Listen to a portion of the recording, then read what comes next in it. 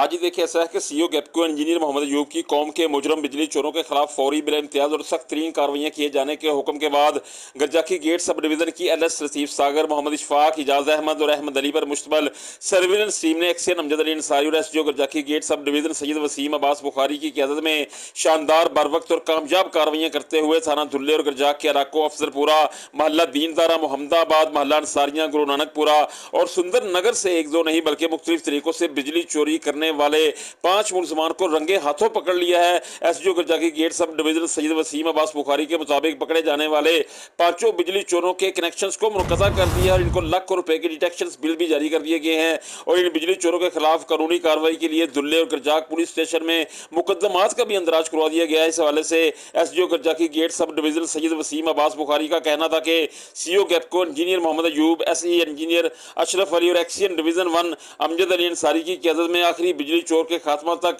सख्त तरीन क्रैकडाउन जारी रहेगा।